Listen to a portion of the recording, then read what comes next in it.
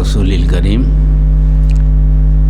रब्बी इश्रह ली सदरी व यस्सिर ली अमरी वहलुल उक़दतम मिन लिसानी यफ़क़हू क़ौली। मुंतज़िमीन मस्जिद आलिया व सामीन इकराम, ये जो उन्वान है, क्या मसाजिद अल्लाह के लिए नहीं है? इसके पीछे जो बैकग्राउंड मैंने महसूस किया ये साल, बड़ा तकलीफ़देह था। ऐसा महसूस हुआ कि वो जो तड़प मस्जिद को बचाने के लिए, मस्जिद के तहफ़्फ़ुज़ के लिए होनी चाहिए, वो शायद हमसे आहिस्ता आहिस्ता दूर होती जा रही है। 6 दिसंबर आ गया और चला गया, और कोई समाज में, मुस्लिम समाज में कहीं एक जगह कुछ ऐसी बात नज़र आई कि भाई वो उस सानेहा का असर उस पर है, मगर उमूमी तौर पर सारे हिंदुस्तान में ऐसा महसूस हुआ कि हमने उसको एक्सेप्ट कर लिया है कि मस्जिद तो चलेगी, अब क्या उसके पीछे पड़े रहे।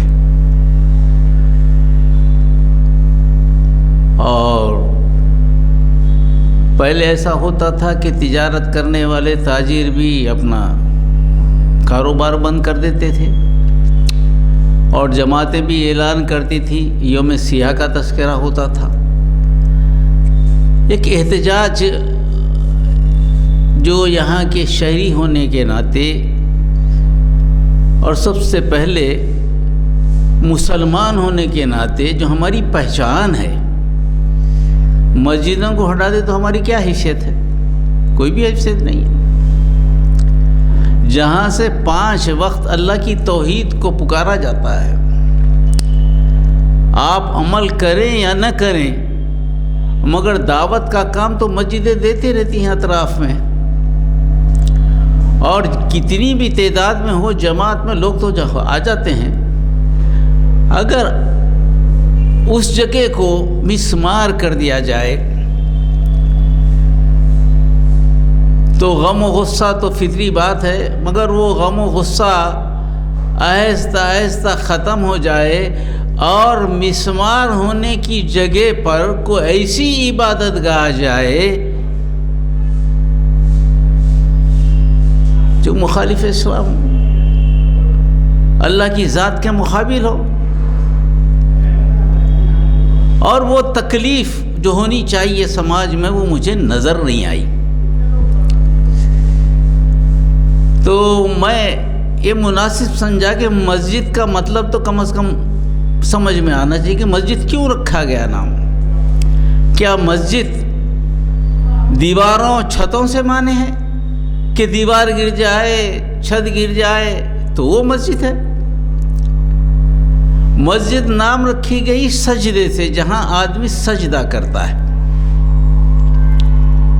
और सजदा नमाज में वो रुकन है जिसमें जो मुसलमान अल्लाह के सबसे करीब होता है।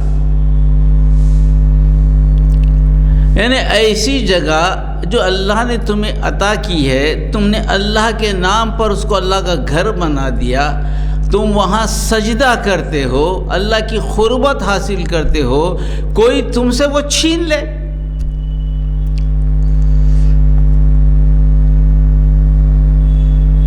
तो आपका आलम क्या होना चाहिए था? इस ज़ख्म को हरा रखना चाहिए था।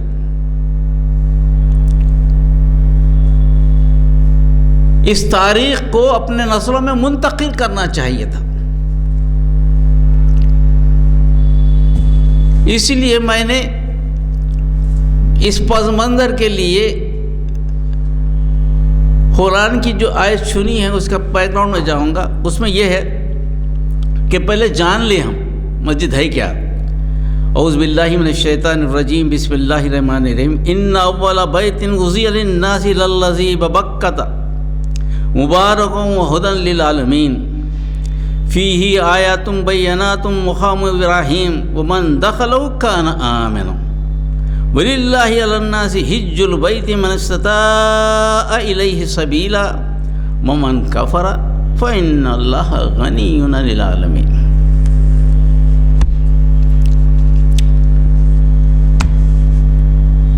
قرآن مجید جو آخری کتاب ہے، انسانوں کی تاریخ کو لکھنے والی آخری کتاب ہے، اس میں تذکرہ یہ کیا گیا کہ آدم کو جو بھیجا زمین پر، آدم نے سب سے جو پہلا گھر بنایا وہ گھر تھا اللہ کی عبادت کا، اور اس کے تعلق سے باتیں اور بھی ہیں۔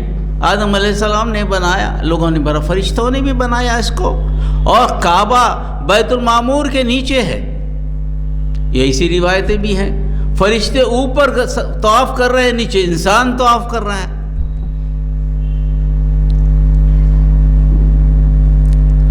یعنی سب سے پہلی جو چیز بنی وہ بنی اللہ کا گھر۔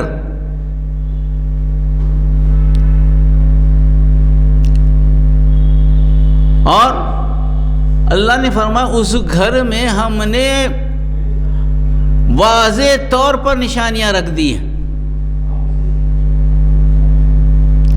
اور پہلی نشانی ہے من دخلہ کان آمنا، جو اس میں داخل ہوگا امن پائے گا۔ یعنی اللہ کا جو گھر ہے امن کا گھر ہے، فساد کا گھر نہیں ہے۔ مسجدیں امن کی جگہ ہیں، فساد کی جگہ نہیں ہیں۔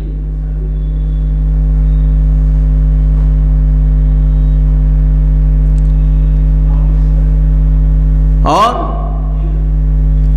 للہ علی الناس حج البیت، اور اہمیت اس کو دی گئی کہ اللہ کے لیے لوگوں پہ فرض ہے اس گھر کے لیے حج کرے۔ من استطاع الیہ سبیلا، جو کچھ بھی اس راستے کے لیے استطاعت رکھتا ہو۔ من کفر فإن اللہ غنی عن العالمین، اگر کوئی نہیں مانتا اس کو، نہیں کرتا تو اللہ کیا کرنا، اللہ تو دنیا سے بے پرواہ ہے، اللہ کو کیا ضرورت ہے کہ تم آئے کرے مسجد کو بچائے کرے، نہیں۔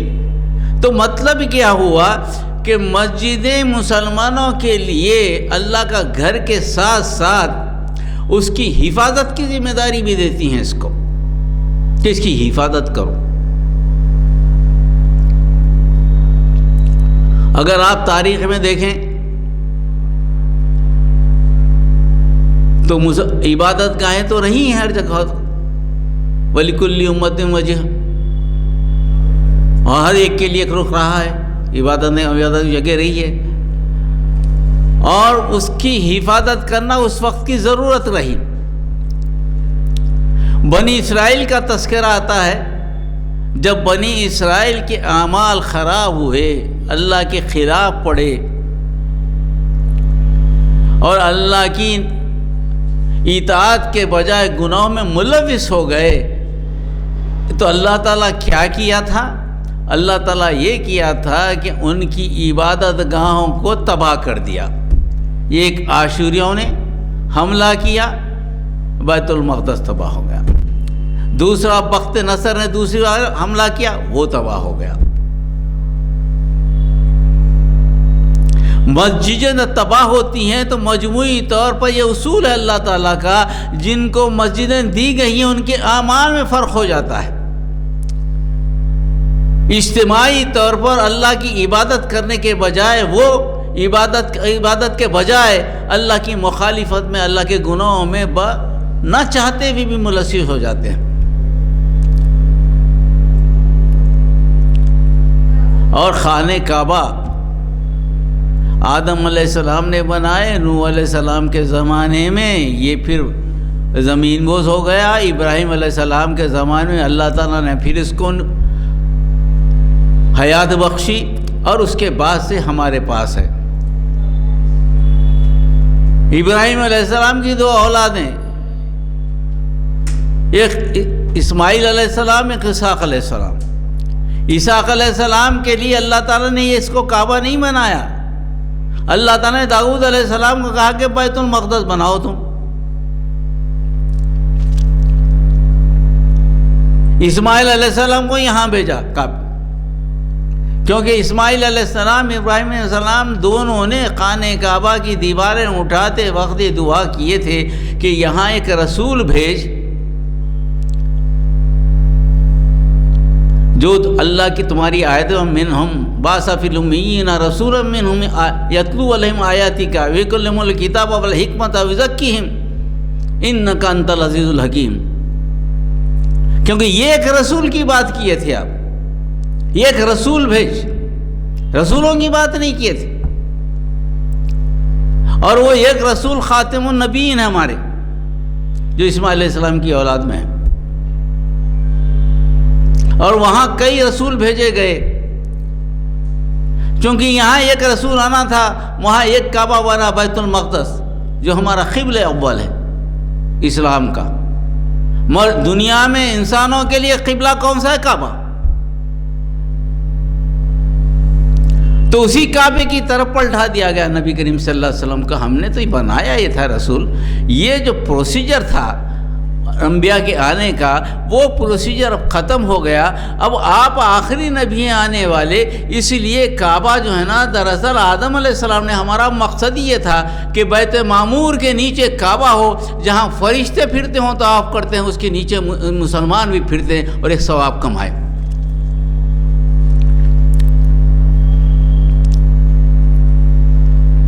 اور اسلام آنے سے پہلے جتنی عبادت گاہیں تھیں، وہ عبادت گاہیں ایک مخصوص جگہ بنائی جاتی تھی، وہیں عبادت ہوتی تھی. معبدیں تھے، کلیسائیں تھے، وہیں جا کے عبادت کرنا، دوسری جگہ اللہ کی عبادت نہیں ہوتی. داؤد علیہ السلام کا معاملہ جو ہے محراب، زکریا علیہ السلام کا معاملہ محراب، جہاں آپ نے دعا کی، جہاں آپ کو بشارت دی گئی یحییٰ علیہ السلام کی. زمین تو ان کے لیے حلال نہیں تھی، ان کے پاس وہیں جانا، محراب میں جا کر دعا کرنا. مگر چونکہ یہ بیت معمور کے بعد، کیونکہ بیت معمور کی جگہ کے نیچے کوئی چیز نہیں تھی، تھا تو یہ کعبہ. جب یہ کعبہ آ گیا، سارے فرشتے اوپر طواف کر رہے ہیں اور نیچے سارے مسلمان طواف کر رہے ہیں، تو یہ جگہ جب بن گئی تو اللہ تعالیٰ نے کہا کہ ہر مسلمان کا یہاں آنا ضروری نہیں ہے، مشکل ہے. پہلے کہا للہ علی الناس حج البیت من استطاع الیہ سبیلا، وہ لوگ جو استطاعت رکھتے ہیں ان کا کام ہے کہ حج کریں. اگر نہیں کر سکتے تو پھر ان کے لیے کیا ہے، ان کے لیے کیا چیز ہونی چاہیے؟ ان کے لیے اللہ تعالیٰ نے کہا کہ مساجد، ساری زمین نبی کریم صلی اللہ علیہ وسلم کے لیے حلال کر دی گئی. آپ نبی کریم صلی اللہ علیہ وسلم مسلمان اپنے کمائے ہوئے پیسوں سے اللہ کے لیے کوئی چیز نذرانہ دے دے اور اس کو اللہ کے لیے وقف کر دے، اور تو وہ مسجد ہوگی. وہ مسجد یہ ہے وقف، وقف للہ، جس کے لیے آج ہم لڑ رہے ہیں. اوقاف ہمارا حق ہے. یہ وقف للہ ہو جائے تو وقف للہ ہوگا تو اللہ کی ملکیت ہو گئی. اب جب اللہ کی ملکیت ہو گئی تو چیز بک نہیں سکتی. بیچنے کے لیے ایک خریدار ہونا، یہ خریدنے والا ہونا، خریدنے والا ہونا، بیچنے والا ہونا. خریدنے والے تو مل جائیں گے، بیچنے والا کہاں ملے گا آپ کو؟ مالک تو اللہ ہے. ہم جب سودا کرتے ہیں، کوئی گھر خریدے تو گھر کا مالک مکان ہوتا ہے، خریدار ہوتا ہے. مالک مکان دستخط کرتا ہے، خریدار لیتا ہے اس کو. جب وہ حوالے کر جاتا ہے، ملکیت ہمارے حوالے ہو جاتی ہے. لیکن مسجد کے معاملے میں کوئی خرید ہی نہیں سکتا اس کو، نہ جگہ کو خرید سکتا، نہ ملکیت کو خرید سکتا. کیونکہ اگر خریدنا بھی چاہے، اللہ کے سائن تو نہیں کرے گا نا اس پر، اللہ کی سائن ہوگی اس پہ. یہ وقف للہ ہے. سارے اوقاف یہی مناسبت سے، جب اللہ کو حوالے کر دیا پھر لے نہیں سکتے اس کو. یہ سارے مساجد جو دنیا میں نظر آتے ہیں، یہ سارے مساجد کیا ہے؟ مکے کی ایک شکل ہے. ہم جس میں بیٹھے ہیں یہ مکہ کا حصہ ہے. روایت کے مطابق جب میدان حشر قائم ہوگا تو سور پھونکا جائے گا، ساری دنیا کو لپیٹ دیا جائے گا، زمین و آسمان پہاڑوں کا سب لپیٹ دی جائیں گے، مگر وہ زمین جس پر اللہ کی عبادت تھی، وہ زمین جو مساجد ہے، خانہ کعبہ کے ساتھ مساجدیں اوپر اٹھا لی جائیں گی، یہ تباہ نہیں ہوں گی، یہ قطعی تباہ نہیں ہوں گی۔ تو ایسی چیز جو آپ کے پاس امانت ہے اور وہ چیز آپ سے چھین لی گئی ہے اور آپ کے پاس وہ درد اب ختم ہو رہا ہے، تو اس کا مطلب یہ ہے کہ ہمارے کہیں نہ کہیں ہمارے ایمان میں کچھ کمزوری آ رہی ہے، کہیں نہ کہیں ہمارے ایمان میں کمزوری۔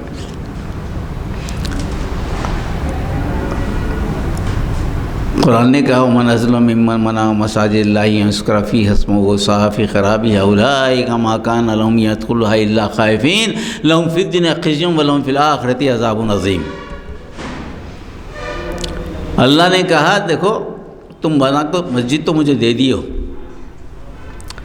مگر یاد رکھو دنیا میں سب سے بڑا ظلم جو ہے وہ مسجدوں کی تباہی ہے۔ مسجد کوئی آدمی منظلم ممن منع مسجد، اور کوئی اس سے بڑا ظلم کیا ہو سکتا ہے جو کوئی مسجد میں اللہ کی عبادت سے روکے، اس کا فیس اللہ کے ذکر سے روکے، وہ صافی خرابی ہے اور اس کی خرابی کے در پہ ہو جائے، اس سے بڑا ظلم تو ہو ہی نہیں سکتا۔ دیکھیے اللہ کی ہدایت، اللہ کی ہدایت، اللہ کی تعلیمات پھیلانے کا ذریعہ وہی ختم ہو جائے تو وہ دنیا میں ہدایت دینے کا جگہ کون سی باقی رہے گی؟ مسجدوں کو تباہ کرنا دراصل اللہ کی تعلیمات کو، قرآن کی تعلیمات کو اشاعت سے روک رہا ہے، مسجدوں سے اذان کو روکنا ہے، حی علی الصلاۃ کو روکنا ہے، حی علی الفلاح کو روکنا ہے، اشہد ان لا الہ الا اللہ، اشہد ان محمد رسول اللہ کو روکنا ہے، اللہ اکبر کو روکنا ہے، لا الہ الا اللہ کو روکنا ہے۔ پھر اس کے بعد کیا بچا آپ کے پاس؟ کچھ نہیں بچا۔ اولئک ما کان لہم یدخلوها، ہونا تو یہ چاہیے کہ تم اتنے مضبوط ہوتے، تم اللہ کے بندے ہو، اللہ کی امت ہو، خیر و امت ہو، تم کو تو طاقتور ہونا چاہیے تھا۔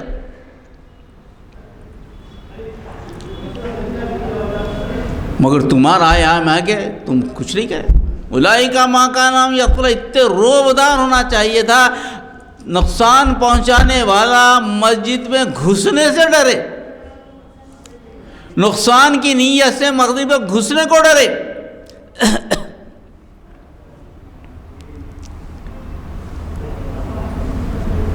اگر کسی وجہ سے گھسنے کو بھی آ جائے، دیکھنے کو بھی آ جائے تو خوف سے آئے، اللہ خائفین، اس کو خوف ہو، اللہ خائفین، پہلے تو اس کو ڈرے، بسم اللہ۔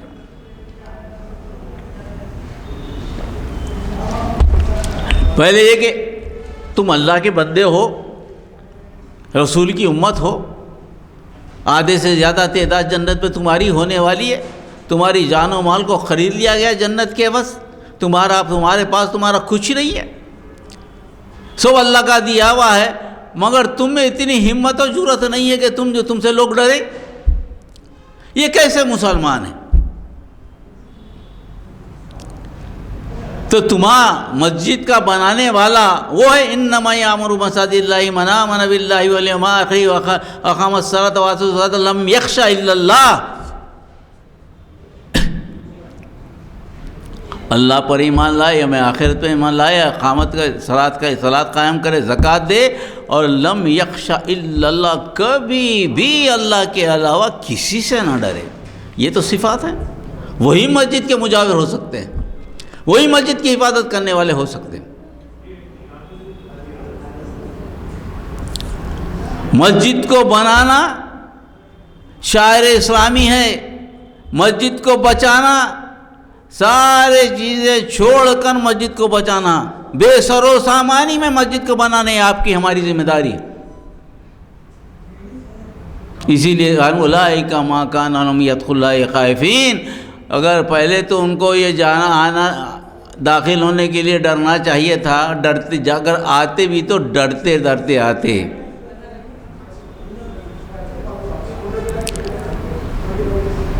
اور اس کے بعد ایک خوشخبری ہے، اگر تم نہ کر سکو ایسا، تم اتنے کمزور جاؤ، لہم فی الدنیا خزی ولہم فی الآخرۃ عذاب عظیم۔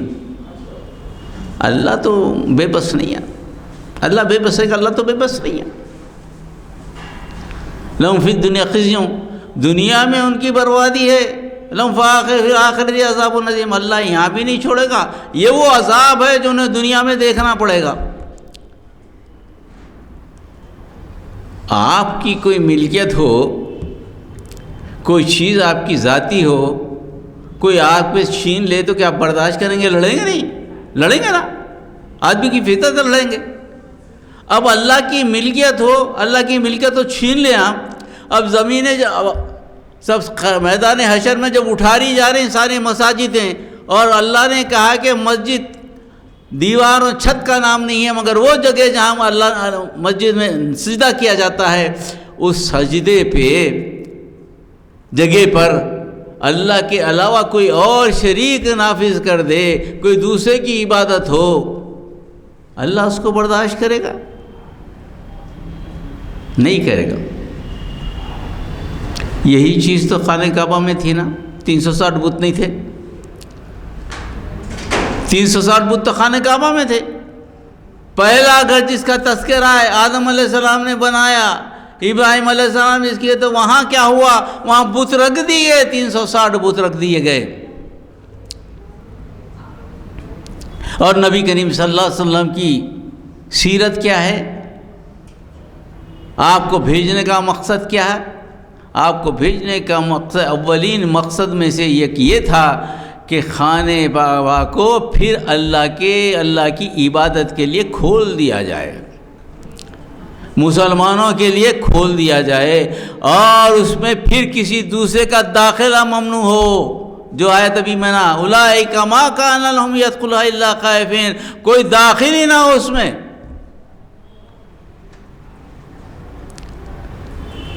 اب فتح مکے کے بعد جب نبی کریم صلی اللہ علیہ وسلم داخل ہوئے تو ہر بت کو لکڑی سے گرا، جاء الحق وزهق الباطل ان الباطل کان زہوقا۔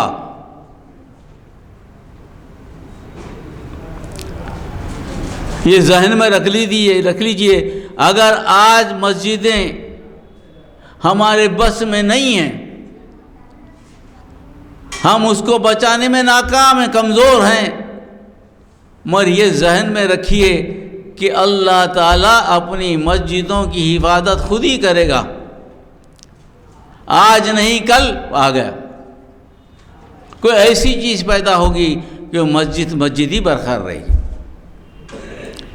تو ہمارا کام کیا ہے ایسے وقت میں؟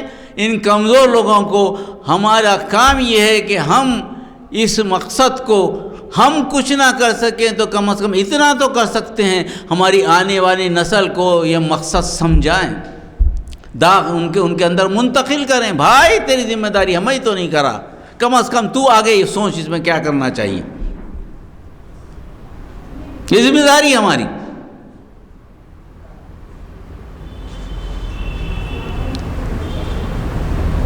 کیونکہ قرآن کہتا ان المساجد للہ فلا تدعوا مع اللہ احدا، بے شک مسجدیں اللہ ہی کے لیے ہیں، اس میں اللہ کے علاوہ کسی کو نہیں پکارا جا سکتا، کسی کو نہیں پکارا جا سکتا۔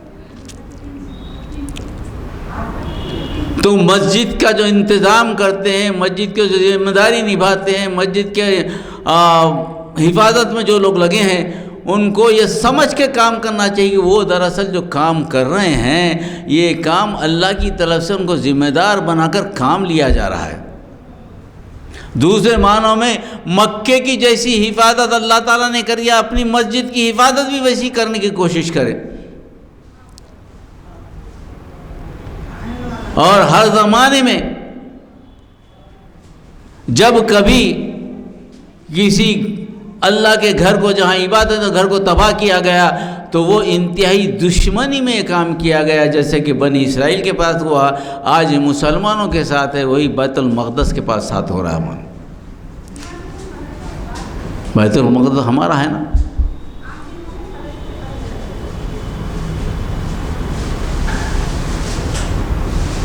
قرآن نے کہا،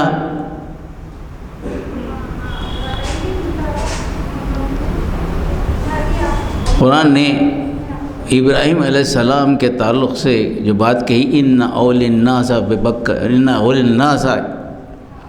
بابراہیم الذین اتبعوا وہذا النبی والذین آمنوا واللہ یعلم وانتم لا تعلمون۔ جو ولی ہیں ابراہیم علیہ السلام کی طریقے کے، ان اول الناس بابراہیم، ابراہیم کے طریقے کے جو ولی ہیں وہ کون ہیں؟ فاتبعوا، جو ان کی اتباع کرتے ہیں، وَهَذَا النَّبِيُّ وَالَّذِينَ آمَنُوا، اور کوئی نہیں ہے اس کے علاوہ کہ یہ نبی رسول اکرم صلی اللہ علیہ وسلم اور یہ مسلمان، وَاللَّهُ يَعْلَمُ وَأَنْتُمْ لَا تَعْلَمُونَ، تو اللہ بہتر جانتا ہے، تم نہیں جانتے، تو اس کا مطلب ہے بیت المقدس پہ ہمارا حق ہے، بیت المقدس پہ ہمارا حق ہے، کسی اور کا حق نہیں ہے، کیونکہ قبلہ اول ہے، ابراہیم علیہ السلام کا قبلہ اول ہے، عیسیٰ علیہ السلام کا، بنی اسرائیل کا قبلہ اول ہے، بنی اسرائیل کے بعد اللہ تعالیٰ نے ہم کو ذمہ داری دی ہے، اس لیے ہم لڑ رہے ہیں۔ عرب کے لیے بیت المقدس ہے تو ہندوستان بھی آپ کا جو ہے آبادی کے اعتبار 140 کروڑ کی آبادی ہے، دوسرے معنی میں یہ بھی تو ایک بر اعظم ہے نا، اتنی بڑی تعداد ہے، یہاں پر آپ کے لیے ایک مسجد چھوڑ دو، ایک مسجد آپ کے لیے آزمائش کی جگہ بنا دی گئی، وہاں سارے مسلمانوں کے لیے بیت المقدس ہے تو ہندوستان کے لیے مسجد بنا دی گئی۔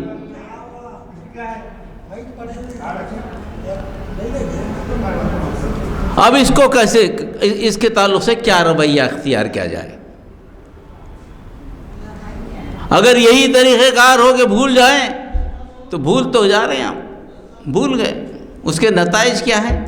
کوئی مسجد آپ کی محفوظ ہے؟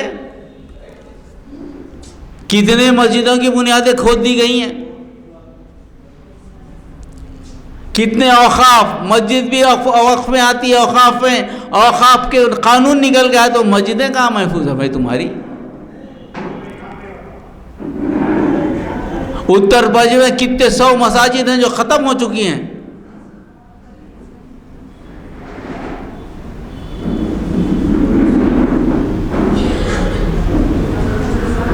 تو اس کا کیا طریقہ کار ہے؟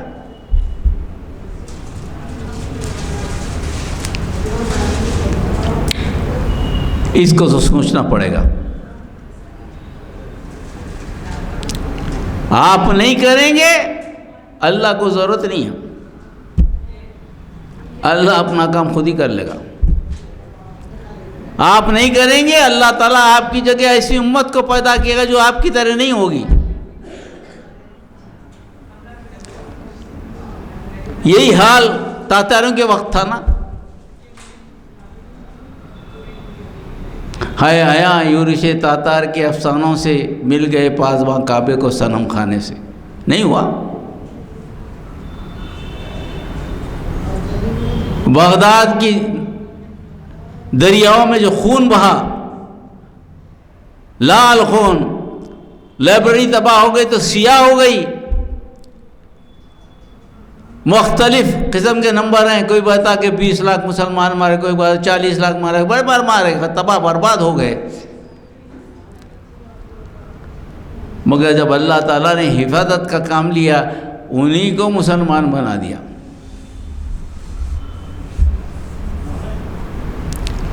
مگر وہ جو پست ہمت تھے، حالت یہ تھی کہ ایک تاتاری عورت ایک مسلمان سے پوچھ رہی ہے، کھڑا ہوا ہے، تو مسلمان ہے؟ اس نے کہا ہاں، داڑھی اڑی کھڑا ہوا، تو مسلمان، ہاں تو یہاں ٹھہر جا، رک گیا، انہیں گھر گئی، تلوار لے کے آئی، تلوار لے کے اس کو شہید کر دی۔ اس میں اتنی ہمت نہیں تھی بیچارے کی کہ بھاگ تو جاتا کم از کم، اتنی مغلوبیت کے بعد بھی اللہ تعالیٰ نے وہ تاتاریوں کو مسلمان بنا کے کعبے کی حفاظت کا کام کر لیا۔ اللہ کو ضرورت نہیں ہے بے ہمت ایمان کے کمزور مسلمانوں کی ضرورت نہیں ہے، مگر یہ ہے کہ آپ فکر تو کریں، جو کر سکتے ہیں۔ لا یکلف اللہ نفسا الا وسعها، کسی پہ اللہ تعالیٰ بوجھ نہیں ڈالا جتنا نہیں اٹھا سکتا، تو کم از کم اتنا تو سوچے تو صحیح۔